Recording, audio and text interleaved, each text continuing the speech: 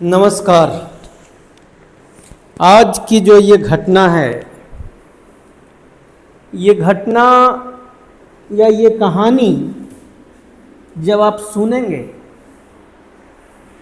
तो शायद आपको हंसी भी आएगी और दुख भी होगा। ये कहानी उत्तराखंड का हल्द्वानी इलाके का है। वहाँ एक परिवार जिसमें एक बिटिया रहती थी, उसका एक भाई और उसकी माँ कहीं नर्सिंग कॉलेज में काम करती है। उस परिवार की कहानी है ये। कहानी आपको सतर्क करती है चीज़ों को जानने के लिए, समझने के लिए। और अगर आपके जीवन में कुछ ऐसा घटित हो रहा है जो आपके मन में कुछ शक पैदा करे, तो उस शक को तहकीकात कर लेना चाहिए। ये है इस कहानी का मोरल। तो ये सच्ची घटना पे कहानी आधारित तो है ही। कहानी आपको अच्छी लगे तो वीडियो को ज़्यादा से ज़्यादा लाइक, शेयर और सब्सक्राइब कीजिएगा।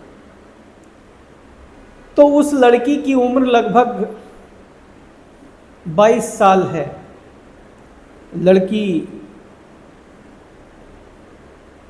22 या 24 साल की है। लड़की एमए कर रही है और एमए कर चुकी है, मतलब वो डबल एमए है। और लड़की देखने में खूबसूरत। तो आजकल के बच्चे आप जानते ही हो कि सोशल मीडिया पे एक्टिव रहते हैं। उसने जो है एक लड़का जो फेसबुक पे इसको अपना फ्रेंडशिप रिक्वेस्ट भेजा, उसका नाम कृष्णा सेन है और वो उत्तर प्रदेश के एक इलाके से बिलोंग करता था। उसने फेसबुक पे जब रिक्वेस्ट भेजी तो उस रिक्वेस्ट को इस लड़की ने एक्सेप्ट कर लिया। और कृष्णा सेन ने जो अपना फेसबुक पे डीपी जो लगाया हुआ था, वो डीपी खुद का नहीं बल्कि एक बड़ा ही मशहूर एक्टर जो लियोनार्डो उसका नाम था, उसका फोटो उसने लगाया हुआ था। अब ये लड़की भी लियोनार्डो को पसंद करती थी, तो दोनों में धीरे धीरे बातचीत शुरू हो जाती है। उसके बाद ये बात इतनी गहरी हो जाती है कि दोनों आपस में फ़ोन नंबर एक्सचेंज कर लेते हैं। उसके बाद दोनों एक दूसरे से मिलने की बात करते हैं और जब मिलने की बात करते हैं तो वो लड़का अपने गांव उत्तर प्रदेश धामपुर वो जगह है जहाँ का गुड़ दिल्ली में बड़ा मशहूर है, उसका एक नाम है अलग ही। तो धामपुर का गुड़ बिकता है, तो वहीं से है वो लड़का जो कृष्णा सेन अपने आप को बताता है। और वहाँ से उन दोनों का तय होता है कि हल्द्वानी में हम लोग मिलेंगे। वो आते हैं और हल्द्वानी में मुलाकात होती है। लड़का सफारी गाड़ी में आता है, चश्मा, शर्ट पैंट, एकदम हीरो के माफिक वो दिखता है। लड़की उसके पहनावा से, उसके ड्रेसिंग सेंस से, उसकी गाड़ी से, उसके लुक से प्रभावित हो जाती है। और मिलने का जो पहला मिलने का उद्देश्य होता है वो पूरा होता है कि एक दूसरे को लोग पसंद करने लगते हैं। अब ये पसंद जो है वो आगे लड़का कहता है कि क्यों ना हम दोनों शादी कर लें ताकि आगे की ज़िंदगी जो है हमारी बेहतर हो। धीरे धीरे उनकी बात आगे बढ़ती है और फिर एक दिन वो लड़की अपने माँ को बताती है, उनके पिता नहीं थे। तो जब वो अपने माँ को बताती है तो बताती है कि लड़का ऐसा ऐसा है और मैं उससे शादी करना चाहती हूँ। वो लोग उसके परिवार जो हैं आकर आपसे मिलना चाहते हैं। वो एक दिन तय होता है, तारीख तय होती है और वो आता है, वो अपने मम्मी और अपने भाई के साथ इनसे मिलने। जब वो लोग मिलते हैं तो लड़की अब अपने बारे में सब कुछ बताती है कि देखो मेरे हाथ में थोड़ा सा स्किन का प्रॉब्लम है, एक तो ये है, मेरे पिताजी नहीं है, मेरी माँ है और हम साधारण फैमिली से हैं, तो और माँ ही घर का खर्च चलाती है। वो लड़का जो कृष्णा सेन है वो कहता है आप चिंता मत करो, अब आपकी माँ और आपका भाई हमारा माँ और भाई है, इनका हम ख्याल रखेंगे। और इस प्रकार से जब वो बातें करता है तो ये और भी प्रभावित हो जाती है। अब दोनों चूंकि शादी के लिए आए हुए हैं तो दोनों में बातचीत होती है और शादी की एक तारीख तय हो जाती है और वो तारीख होती है वैलेंटाइंस डे।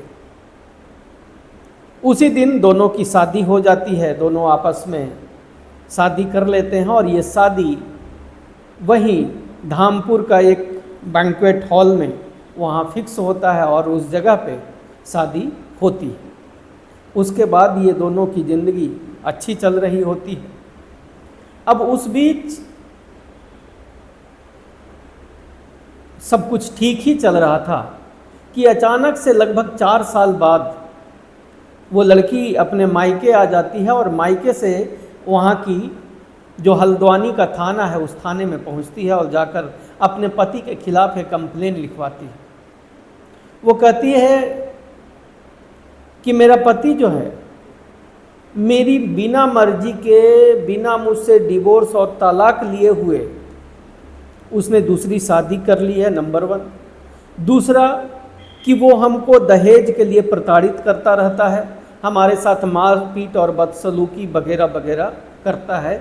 इन सारी धाराओं में वो जो है कंप्लेन करती है हल्द्वानी के थाना में। FIR लगभग रजिस्टर ही हो गया था कि तब तक पुलिस वाले कहते हैं कि उसका कृष्णा सेन को भी एक बार बुला लिया जाए।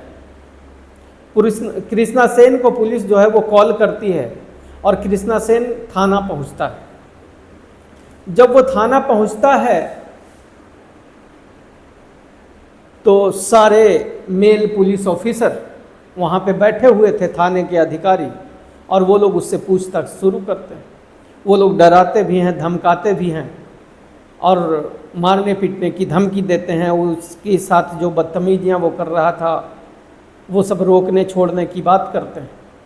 बहुत लंबे समय तक पुलिस वाले जो है उसको डराते धमकाते रहते हैं, लेकिन अंत में वो एक लाइन मात्र बोलता है और जब वो बोलता है तो सबकी आंखें खुली की खुली रह जाती, मुंह फटा का फटा रह जाता है और कहता है कि अरे ये तो लगता है बहुत बड़ा जालसाज है।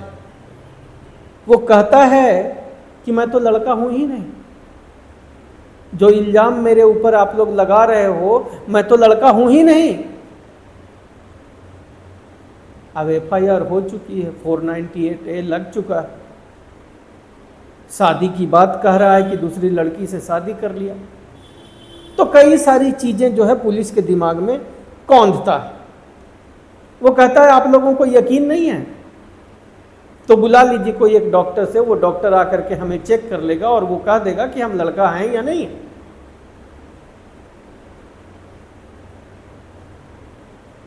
सब सन, अब काटो तो खून नहीं वाली हालात पुलिस वालों को। अब जो पुलिस वाले उस लड़के के बगल में बैठे थे वो उससे दूरी बना लेते हैं कि भाई अगर ये लड़की है तो इसको थाने में बैठाकर हम सारे मेल पुलिस ऑफिसर कैसे इसको इन्वेस्टिगेट कर रहे हैं। तो जो पुलिस वाले होते हैं उस कृष्णा सेन से दूरी बना लेते हैं और बुलाते हैं एक डॉक्टर को। डॉक्टर आता है। अब मर्द और स्त्री में ऐसा तो फर्क कुछ होता नहीं है कि जिसको कि लैब में भेज करके टेस्ट कराया जाए, वो उसको तो अगर एक महिला अधिकारी वहाँ चाहती तो वो भी चेक कर सकती थी। वो डॉक्टर आती है और आकर जब चेक करती है तो पाता है कि हाँ ये सचमुच पुरुष तो है ही नहीं, ये तो महिला है। अब तो भाई साहब जिन धाराओं में पुलिस कंप्लेन हुआ था 498A तो इसमें बनता ही नहीं है। जिसको वो पति कह रहा है वो पति तो हो ही नहीं सकता है क्योंकि वो महिला है। तो इस प्रकार से जो है वहाँ पे अब एफआईआर चेंज होता है और एफआईआर चेंज होने के बाद उसमें चीटिंग 420 वगैरह वगैरह उसमें लगाई जाती है। अब तो जो घटना, जिस घटना पे वो लोग चर्चा कर रहे थे, बगल में वो लड़की जो कृष्णा सेन था उसकी पत्नी जो बैठी हुई है, अब वो तो लगभग बेहोश होने वाली है कि 4 साल गुजर गए, हमको अभी ये नहीं पता चला कि ये मेरा पति जो है वो आदमी तो है ही नहीं, वो तो औरत है। अब इस कहानी के बाद जो होता है, पुलिस वाले सारे सन अब दोनों से पूछते हैं उसकी बातें, और इतने में एक पुलिस वाले जो है वो दूसरी बीवी जिससे उसने शादी किया उसको भी बुला लेते हैं। जब तक वो आती है तब तक इससे कहानी सुनते हैं कि भाई तुम बताओ कि ऐसे तुमने शादी तो कर ली, तुम औरत हो, लेकिन तुम चाहते क्या थे, क्यों तुमने ऐसा किया? तो वो बताता है उसका नाम ओरिजिनल जो है, जब वो पैदा हुई थी तो उसका नाम ओरिजिनल स्वीटी था। आधार कार्ड में उसका नाम कृष्णा सेन था, लेकिन उसके घर के राशन कार्ड में उसका नाम स्वीटी सेन था। अब कृष्णा सेन उर्फ स्वीटी सेन बताती है या बताता है कि बचपन से ही जब मैं पैदा हुई तो मुझे लड़का बनकर रहने का शौक़ था। उसके माता पिता भी देखते थे कि मैं लड़कों के बीच रहती हूँ, तो माता पिता को लगा कि जब ये बड़ी हो जाएगी तो इसके विचार व्यवहार बदल जाएंगे, और चलो वो लोग इग्नोर करते रहे। और मुझे सोसाइटी में लड़का यानी मर्द बन के रहना था, इसके लिए ये बहुत ज़रूरी था कि मैं एक शादी करता, डंके की चोट पे शादी करता, और वो डंके की चोट पे शादी जब तक नहीं होती लोग मुझे मर्द या लड़का मानने के लिए तैयार नहीं या मजबूर नहीं होते। तब जब ये मुझे फेसबुक पे मिली, अब इसका मेरा कोई रिश्ता नाता था नहीं, ये मेरा कोई बैकग्राउंड जानती नहीं थी, तो मैंने कहा कि ये अच्छा हो सकती है। मैंने इससे मिला, और जो औरत और जो भाई मेरा बन के गया था वो किराए के लोग थे। उन लोगों ने इनको कहा कि भाई हम तो एक फैक्ट्री हरिद्वार में भी खोलना चाह रहे हैं, उत्तराखंड में भी खोलना चाह रहे हैं, और एक फैक्ट्री हमारा उत्तर प्रदेश में है कहीं पे, और ये लोग प्रभावित हुए और हमारी बातचीत से प्रभावित हुए और अब सब कुछ ठीक चल रहा है। और मेरी शादी हुई। शादी के बाद मैं खुले में घूमता था, मर्द के रूप में घूमता था लोगों के बीच में। अब जो है इस प्रकार से हमने अपने मर्द होने को साबित किया। तो जब साबित किया उसके बाद होता यह है कि अब मुझे चूंकि सुहाग रात मनानी थी तो उसमें हमें बचना था। तो यहाँ के बाद जो है अब उसकी पत्नी कहानी सुनाती है कि क्या हुआ। पत्नी बताती है कि सुहाग रात के दिन जब ये शादी किए तो एक फ्लैट लिए थे, वहाँ पे हम लोग गए। इन्होंने ये जब आए बाहर से तो उसके बाद हम इनसे मिलना चाहे तो ये सीधा बाथरूम चले गए और कहा कि हम कपड़ा चेंज करने जा रहे हैं। वहाँ थोड़ा तो शक मुझे हुआ था। कपड़ा चेंज करके जब वो वापस आते हैं तो फिर वो कहते हैं कि अब शादी वादी तो हो गई, अब मैं बहुत थक गया हूँ, अब मैं सोने जा रहा हूँ। कल सुबह ये दाढ़ी वाढ़ी बनाए तो उसके बाद तो मुझे कभी कोई शक नहीं हुआ। 1-2 दिन इसी तरीके से बीत गया। फिर इन्होंने कहा कि भाई मुझे बिजनेस पर्पज़ से कहीं बाहर जाना है, तो वो बाहर चले जाते हैं। और ऐसे एक आध और घटनाएं घटती है।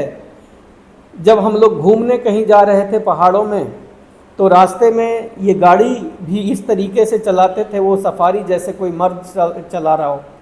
रास्ते में इनको पेशाब लगता है तो पेशाब इनको इतना तेज़ लग जाती है कि ये पेशाब रोक नहीं पा रहे हैं। लेकिन मैंने इनको कहा कि अरे मर्द लोग तो ऐसे भी रास्ते में जाके पेशाब कर लेते हैं, आप भी कर लो। इन्होंने नहीं माना और इन्होंने कहा कि ये मेरा उसूल है कि मैं खुले में शौच नहीं करता। तो आगे जाकर ये रास्ते में इन्होंने कहीं एक बाथरूम मिला, वहाँ पे जाके ये शौच किए। वहाँ शक तो हुआ था मुझे, लेकिन मैंने उसको इग्नोर कर दिया। एक बार और गर्मी का समय था जैसे मर्द लोग घर में बिना कपड़े के घूमते हैं, मैं इनको कहा कि आप भी क्यों नहीं घूमते हो, तो उन्होंने बताया कि नहीं मेरा उसूल है। फिर उन्होंने कहा कि भाई एक बार मैंने महसूस किया, तो उन्होंने कहा कि भाई ये तो मुझे हार्मोनल प्रॉब्लम है और मेरी आवाज़ें भी पतली इसलिए है क्योंकि हार्मोनल इशूज है। तो चलो मैं मानता चला गया, लेकिन जब अच्छा मेरा परिवार, मेरी माँ एक ही थी, शादी में बहुत खर्च हुए थे, 8 लाख रुपया इन्होंने भी धीरे धीरे करके हमसे ले लिया था।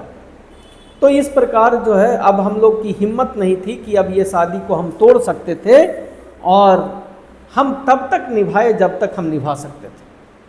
अंत में जब इन्होंने दूसरी शादी कर ली तब तो ये हमारे सर के ऊपर चली गई बात, और तब मैं आकर के यहाँ कंप्लेन की।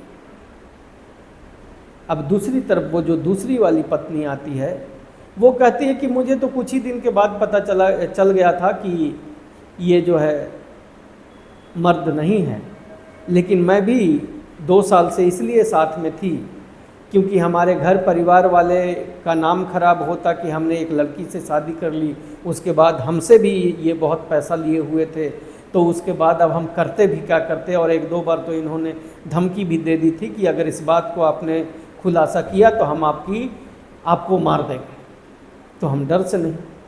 अब ये बताता है कि भाई हम इतने लोगों से अब कर्ज ले चुके थे कि अब हमारे पास कोई दूसरा रास्ता था नहीं, इसीलिए अब कभी कभी मर्द बन करके, कभी औरत बन करके हम लोगों से पैसा ऐंठा करते थे।